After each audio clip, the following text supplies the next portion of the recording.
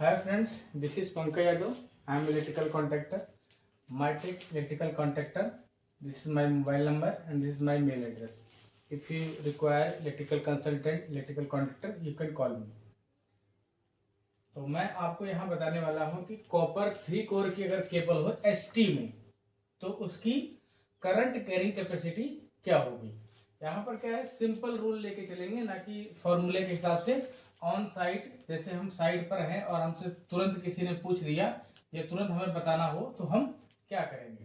तो आपको ये बता दूं कि यहाँ पर 70 से लेकर के और 400 mm तक ही सिर्फ केबल होती है 11 kV में, 70 से लेकर के 400 तक 3 कोर में। ठीक है, ज्यादातर इंडस्ट्रीज में 3 कोर की केबल ही इस्तेमाल होती है। ठीक है, तो कॉपर में अब हम क्या करेंगे, सिंपल भाषा में अगर हम इसको याद कर लें कि 70 की केबल है तो उसकी करंट कैरिंग कैपेसिटी क्या होगी कॉपर की, तो ग्राउंड पर इसकी कैपेसिटी होगी 210। सिर्फ आपको ये याद करके रखना है कि 70 की कितनी कैपेसिटी होती है, 210, और उसको भी याद करने क्या है, 7 या 21, 210। बाकी आपको इसी 210 में 35 जोड़ते हुए जाना है। 35 जोड़ेंगे तो 95 केबल का आ जाएगा। करंट कैपेसिटी कितनी एम्पियर है, 120 की 280 एम्पियर है, 150 की 315 एम्पियर है, 185 की 350 एम्पियर है, 240 की 400 एम्पियर है, 300 की 450 एम्पियर है, 400 की 500 एम्पियर है। ठीक है, अगर इसी कॉपर की केबल को हम डक्ट में डाल दें तो आपको 35 यानी 210 में 35 माइनस कर देना है।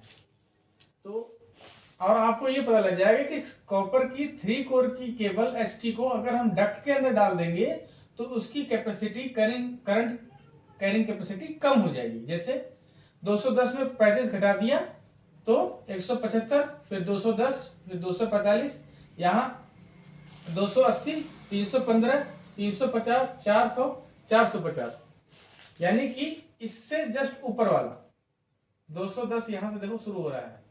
ठीक है, अगर इसको एयर में यानी कि हवा में केबल ट्रे पर अगर हम इसको डाल दें कॉपर की केबल को तो उसकी करंट कैरिंग कैपेसिटी बढ़ जाती है। तो 210 में आपको 35 फिर से जोड़ देना है।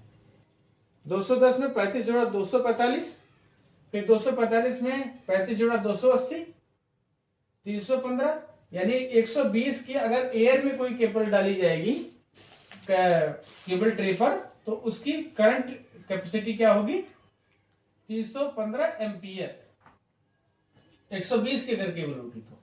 ठीक है, तो ये एयर में है, ये डक्ट में है और ग्राउंड पर है। सिंपल भाषा में अगर ग्राउंड पर है तो 210 से याद कर लीजिए, 35 जोड़ते जाइए। डक्ट में है तो 35 उसमें घटाते जाइए 210 में, और अगर एयर में है तो 210 में ही आप 35 जोड़ते जाइए। ठीक है, यहां तक आपको 185 तक तो 35 जोड़ना है, घटाना है, उसके बाद 50 जोड़ना घटाना है। देखो यहाँ 50 माइनस किया है, यहाँ 50 प्लस किया है। ठीक है, अब जैसे मान लो 70 की केबल है, 70 की केबल है, उसकी करंट कैरिंग कैपेसिटी 210 है। अगर उसको डक्ट के अंदर डालेंगे तो कितनी होगी, 175।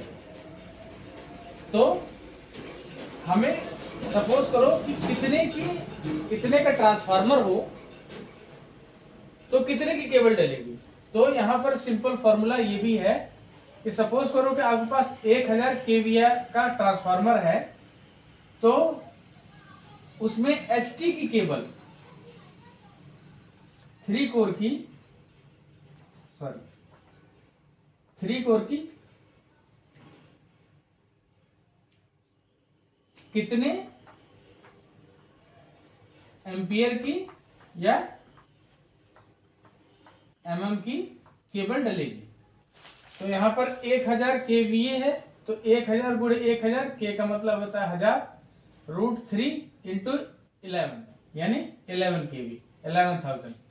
तो इसको सॉल्व करेंगे तो 1000 डिवाइड बाई 19, इसको सॉल्व करेंगे तो क्या आएगा, 52 एम्पियर।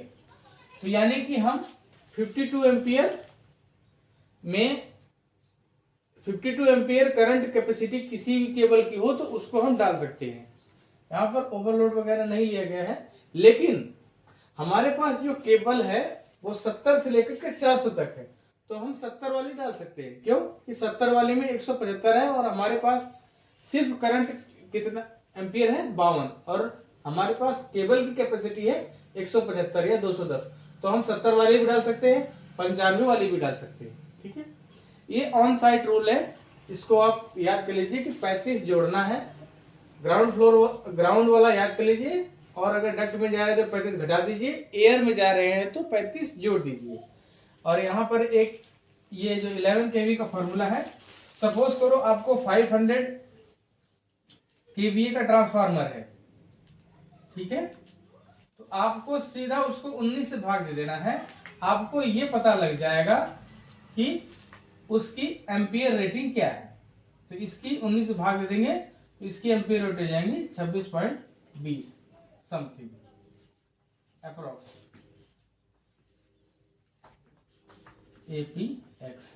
ठीक है दोस्तों, अभी मैंने आपको कॉपर का बताया है, नेक्स्ट टाइम मैं आपको एल्युमिनियम का बताऊंगा, वो भी कुछ इसी तरह होगा जिसे हम सिंपल तरीके से सॉल्व कर सकें।